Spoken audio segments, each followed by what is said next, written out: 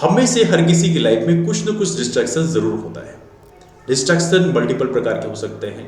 ऐसे कि मान लीजिए आप कोई पढ़ाई कर रहे हैं और अचानक से आपको कोई काम याद आ गया कि हाँ मेरे को ये सामान लेके आना है, और फिर आपको लगता है नहीं नहीं ये काम अभी कर लेते हैं, उसके बाद पढ़ाई कर लेंगे।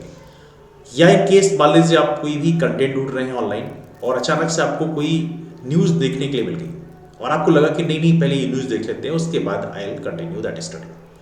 तो यहाँ पर जो डिस्ट्रैक्शन होता है उसमें बड़ी दिक्कत होती है। उसके कारण ये होता है कि आपका जो मेन काम है वो नहीं हो पाता है और बाकी साइड के काम जरूर हो जाते हैं।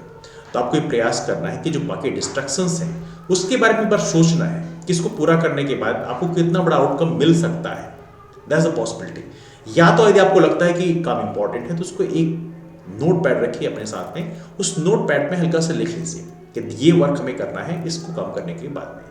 तो आपका जो स्टडी है, जो स्टडी आवर है या जो आपका मेन काम है उसको कंप्लीट करने के बाद में आप सेकेंड प्रायोरिटी को आप रख सकते हैं, लेकिन फर्स्ट प्रायोरिटी आपको अपने काम पे रखना है।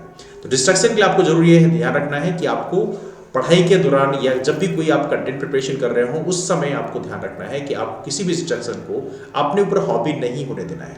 आपको ये अपने आप से कहना है कि नहीं नहीं इस काम को हम सेकेंड प्रायोरिटी में रखेंगे, पहले ये काम कर लें और उसके बाद में सेकेंड प्रायोरिटी में इसको कराया जाएगा। अदरवाइज आप में से बहुत सारे लोग ऐसे होंगे जो कहते होंगे कि हमें पढ़ने का टाइम नहीं मिलता। क्यों? बिकॉज आपने जो बाकी इरेलेवेंट चीजें हैं उसको यहाँ पर इन्वॉल्व कर दिया। जैसे मान लीजिए कई बार ये होता है कि हम लोग सोचते हैं कि चलो ठीक है फेसबुक है, फेसबुक देख लेते हैं। अब फेसबुक आपने देखा, उसमें 2 लोगों का नोटिफिकेशन दिख गया कि आपके 2 दोस्तों का बर्थडे है, एंड देन आपने स्टार्टेड टू कॉल देम। आपको लगा चलो कॉल करते हैं, ये काम निपटा लेते हैं, उसके बाद पढ़ाई करेंगे। और कमाल की बात यह है कि आपके जो 2 दोस्त हैं जिनसे आपने बात किया उनसे बात करने में आपके 1 घंटे चले गए। तो कुल मिला के आपका दिन खत्म हो गया।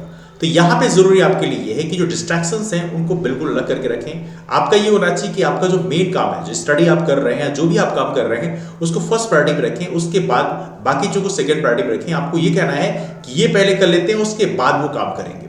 बट ये नहीं होना चाहिए कि चलो ठीक है उस काम को पहले कर लेते हैं, ये पढ़ाई है इसको तो बाद में भी किया सकता है, और तब दिक्कत होती है। तो you have to be very cautious about that one कि डिस्ट्रैक्शंस को अपने से दूर रखें। यदि आपको लगता है काम इंपॉर्टेंट है तो उसको एक नोट पैड में नोट में लिख लीजिए कि ये काम हमें इतने बजे के बाद करना है, but you have to do that thing right now right away.